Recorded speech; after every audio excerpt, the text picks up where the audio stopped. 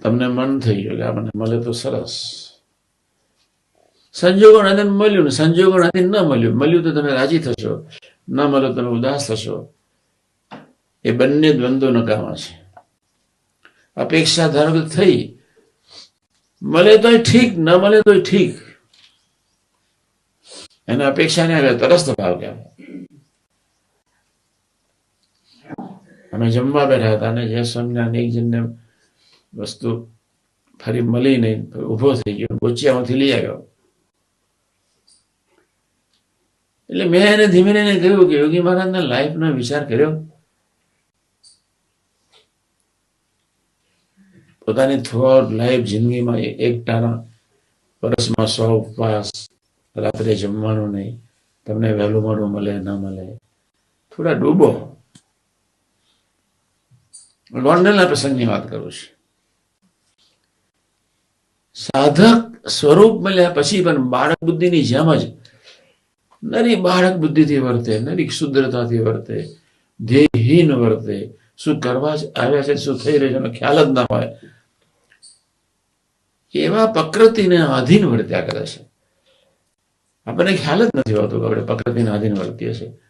ગુણાદાસની વાતમાં એટલે લખી નાખ્યું, જીવ પ્રાણી માત્ર પ્રકૃતિને આધીન બોલે છે, ચાલે છે, ખાય છે, પીવે છે, ક્રિયા કરે છે. એ બદલવાનું છે. મોસ્ટ ઇમ્પોર્ટન્ટ વાત એ છે કે તમારી અપેક્ષાઓ પૂરી ન થઈ તો તમારે 2 વસ્તુનું ધ્યાન રાખવાનું છે. તમારે કોઈનો અભાવ ના હોવો જોઈએ અને તમારી વૃત્તિ કોઈને આકારે ન થવી જોઈએ. સમજાવો છો?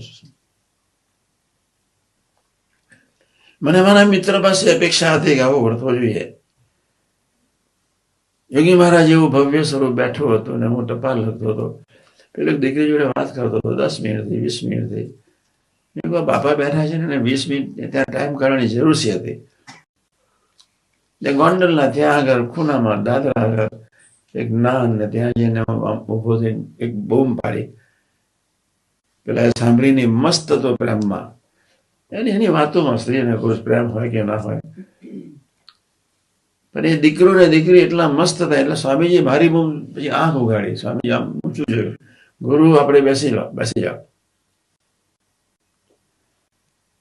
ઇનડાયરેક્ટલી મને ઘણું કહી દીધું. એ આવે કે ના આવે, વાત કરે કે ન કરે, સત્સંગ કરે કે ન કરે, તારા જીવમાં આ રીતનો અપેક્ષાનો સાત્વિક ભાવ રહેવો જોઈએ. મારી સાત્વિક વૃત્તિ હતી અને સાત્વિક ભાવે કરીને મને એમ રહેતું હતું કે મારા મિત્રો મારી રીતે આ રીતે સત્સંગ કરે, અહીંયા આવ્યા છે તો આ રીતે વર્તે. તમને કહેવાનો કંઈક કિંચિત હેત હોય તો અધિકાર છે, પણ અપેક્ષાની ભાવથી નહીં કહેવાનો. હું માઇક લઈને બેઠો છું ને તમે સમજી જાઓ એવા ભાવથી નહીં કહેવાનું.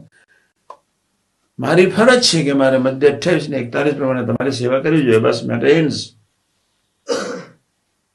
પણ હું સમજાવી દઉં, તમે હસો, તમે સમજો, એ પ્રકારનો ભાવ માઇક મેન વક્તાએ ક્યારેય રાખવાનો ન હોય. તમે રસોડાની સેવામાં છો ને કદાચ સંજોગો નાથી તમારો સાથી મિત્ર ન આવ્યો, તમારે એની પાસે અપેક્ષા રાખવાની જરૂર નથી. આ કોઠાની સેવામાં છે અને સાથી મિત્ર ન આવ્યો, તમારે અપેક્ષા રાખવાની જરૂર નથી. તમારે ભજન કરતા કરતા સેવા કરવાની જરૂર છે અને ભજન કરતા કરતા સેવા તમે કરશો તો પ્રભુ તમારું તંત્ર ગોઠવી દેશે. કાં તમને બળ આપી દેશે અને કાં સાથી મિત્રોને મોકલશે. કાં તમને બળ મળશે કે એની જરૂર જ નહીં પડે. યોગી મહારાજ બળ આપે તો એક વ્યક્તિ 40 સેવકોનું કામ કરી શકે છે. પણ આપણી અપેક્ષાઓ એટલી બધી છે, આપણે નિરવતામાં રહેવું છે, સંકલ્પ વિકલ્પથી પર જવું છે. ધરતીના દરેક માનવીના શરીરને જો મોટામાં મોટો રોગ વળગ્યો તો શરદી નહીં, કેન્સર નહીં, એડ્સ નહીં, કબજિયાત નહીં, જેટલા રોગ છે, ગેસ નહીં, એક રોગ છે સંકલ્પ વિકલ્પ. ગુણાદાસની વાતમાં લખી નાખ્યું, અમે તો સંકલ્પ વિકલ્પનો રોગ ટાળવા આવ્યા છીએ. એટલે આપણે પહેલી શરૂઆત કરીએ છીએ સાદા શબ્દથી. અપેક્ષા આનંદને ઓછો કરે છે. બહુ અગત્ય. આ સૂત્રો જેને આપ્યા છે અને ગોલ્ડ મેડલ આપવો પડે. રવિશંકર મહારાજ. મિત્રની સાથે મૈત્રી રાખવાની છે, અપેક્ષા નથી રાખવાની. બરોબર સમજો. દરેક મિત્રની સાથે મૈત્રી રાખવાની છે. સંબંધ વાળા છે એટલે મારા છે એમ માનવાનું છે. સંબંધ વાળા છે એટલે પ્રભુનું સ્વરૂપ છે. એની સેવાથી પ્રભુની સેવાનું ફળ મળવાનું છે. પણ એની પાસે અપેક્ષા નથી રાખવાની. અપેક્ષા એટલે સંકલ્પ થઈ ગયો, આગ્રહ થઈ ગયો. તો પછી એની અપેક્ષા પૂરી નથી. અભાવ હશે, ભાવફેર થશે, બરોબરિયા પણ રહેશે, અંતરાય ઉભો થશે, મીઠાશ જતી રહેશે, આનંદ ઓછો થઈ જશે. પછી એ ભજનમાં આવશે. જ્યાં અપેક્ષા છે ત્યાં લાગણી છે. અપેક્ષાના ઘણા અર્થ છે. બે મિત્રોની વચ્ચે અપેક્ષા એ લાગણી વેળા ઉભો કરે. આ શબ્દ ખૂબ ધ્યાન રાખજો. અપેક્ષા જયારે લાગણીમાં પરિણમે ત્યારે ભજનમાં એ વ્યક્તિ યાદ આવે. કોઈ વ્યક્તિ ભજન કરવા બેસે, જો મિત્ર એના ભજનમાં આવે તો એની પાસે કોઈ અપેક્ષાઓ છે તમને, એની પાસે કોઈ લાગણી છે, કોઈ હેત માયા દયા પ્રીતિનો તાંતનો છે. ભજન કરવા બેઠા એટલે જે સમજે આપણી દુનિયામાં મસ્ત નથી રહેવાતું. તો અનંત પ્રકારની અપેક્ષાઓ માનવ જાતિ પાસે સરાઉન્ડિંગ જેટલા છે એ વ્યક્તિને જોઈને આનંદ થઈ જાય. આપણા માટે પાપરૂપ છે. કોઈ પણ જાતની આનંદ દર્શનનું કરવાનું છે. આનંદ સેવામાં, આનંદ દર્શનમાં મેળવવાનો છે. આનંદ સેવામાં મેળવવાનો છે. આનંદ દાસત્વમાં મેળવવાનો છે. આનંદ મૂર્તિમાં મેળવવાનો છે.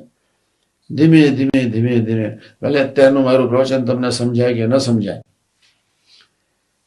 પણ તમારે આટલું તો નક્કી રાખવાનું છે કે જ્યાં અપેક્ષા છે ધીમે ધીમે ધીમે ધીમે અભાવ, અવગુણ, ભાવફેર, આંટી, અંતરાય, તિરાડ ઊભી થવાની છે. જ જ જ જ એક પાદિક સંત છે, બીજા પાદિક સંત સાથે અપેક્ષા ન રાખી શકે.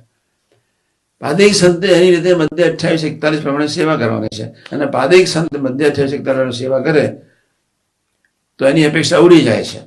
અને કદાચ જો પાદિક સંત બીજા પાદિક સંત એટલું કહી શકે કે તમારા પ્રદેશમાં આટલું કરવા જેવું છે, બસ. પછી કરે તો બી ઠીક, ન કરે તો બી ઠીક. પણ સંકલ્પ વિકલ્પ પછી એને સૂચન કર્યા પછી ન ઉઠે, એને નિરપેક્ષ ભાવ કહેવાય. અને સંકલ્પ વિકલ્પ રાચીએ એટલે જય સ્વામિનારાયણ, ત્યાં નિરપેક્ષ ભાવ ખતમ થઈ ગયો. નિરપેક્ષ ભાવ જયારે ખતમ થઈ ગયો ત્યારે મધ્ય 28-41 સેવાની પૂર્ણ થઈ ગઈ. છેલ્લા 5 અને મધ્ય 50માં તમારી ક્યારેય એન્ટ્રી નહીં આવે. સૌના લેવલે સમજવા માટે પ્રયત્ન કરજો. મારા મિત્રે આમ વર્તવું જોઈએ છે, એ બી અપેક્ષા આપણે નથી રાખવી. સતુભાઈ એમ સંકલ્પ ન ઉઠો, આ વાત સમજવો જોઈએ. અપેક્ષા થઈ ગઈ. આપણે તો ભગવાનના દાસ છીએ. આંખે કરીને સેવા કરી લીધી, જીભે કરીને સેવા કરી લીધી, કાને કરીને સેવા કરી લીધી, મને કરીને સેવા કરી લીધી, પૂરું થઈ ગયું. આપણે તો કેવળ પ્રભુના દાસ છે. સત્સંગ વધે તો શું, સત્સંગ ઘટે તો શું, એ ભગવાનને આધીન છે. એટલે આજે ખૂબ ધ્યાનથી આપણું ઓરિજિનલ સ્વરૂપ છે સચ્ચિદાનંદ, સત્ય સ્વરૂપ, આનંદ સ્વરૂપ, પ્રેમ સ્વરૂપ, સનાતન સ્વરૂપ. એ તરફ યાત્રા કરવી છે. અને એ આપણે એવા છીએ, એમાંય આપણું શરીર અક્ષર બ્રહ્મ છે. આત્મામાં અક્ષરનું શરીર વ્યાપક, હું ગુણાતીત જ. એ ભાવથી હું સ્વામી જ. ને તે ભાવથી આપણે ભજન કરવાનું છે. ભગવત સ્વરૂપ સંત એ નારાયણનું સ્વરૂપ છે માનીને આપણે એ યાત્રા કર્યા કરવાની છે. અને એટલા જ મારે મેં તમને સૂત્ર પકડાયું છે. કોઈ આત્મીય બને કે ન બને, એક. એનો બીજો અર્થ છે કોઈ સેવા કરે કે ન કરે, 2. ત્રીજો અર્થ છે સમજે કે ન સમજે, 4. ચોથો અર્થ છે વર્તે કે ન વર્તે, 5. તમારી રીતે વર્તવું કે ન વર્તવું. તમે કેવી રીતે અપેક્ષા રાખો કે આને મારી રીતે વર્તવું છે? કોઈ વર્તે કે ન વર્તે, કોઈ જીવે કે ન જીવે, કોઈ સેવા કરે કે ન કરે, કોઈ આત્મીય થાય કે ન થાય, મારે જીવે લેવું છે. આજે સંકલ્પ કરવાનો છે. કોઈ પણ ભોગે સંકલ્પ કરવાનો. એક જણાએ એક વાત કોઈને કરી, એ વાત બીજાને તરત જ આપણે કરી. એ વાત બીજાને એટલા માટે કરી, તમારે સારા ભાઈ થવું છે તેથી. અને સારા ભાઈ થવું છે તેથી આવી ગઈ અપેક્ષા. મારે ઊંડે ઊંડે સબકોન્શિયસ માઇન્ડમાં સારા બી થવાના એવા દરેકમાં પડેલા છે જ. મારે બીજાની વાત ત્રીજાને કહેવાની સી જરૂર છે? ભાઈ જન્મની ખાડી જ જાય જેને જેવો જીવે, હું ન જીવી લો. કેમ કે મહારાજે પોતાની 89 વર્ષની ઉંમર સુધી કિંચિત કોઈની પાસે કોઈ અપેક્ષા રાખી નથી. શું આપણને ખબર નથી? 60 વર્ષની ઉંમર સુધી રસોડામાં જ, 65 વર્ષ પછી જય સ્વામિનારાયણ શાસ્ત્રીજી ગુણગાન શરૂ કર્યા. 65 વર્ષની ઉંમરે એમનો પહેલો જન્મદિવસ પ્રાગટ્ય દિન ઉજવ્યો. પહેલા પ્રાગટ્ય દિને મિનિમમ બહુ તો 3-4 હજાર માણસો હતા, અને 70માં પ્રાગટ્ય દિને ગોંડલની ધરતી પર 3,000 માણસો હરિભક્તો હતા. છતાંની મસ્તી અને કોઈ સંકલ્પ જ નહોતો.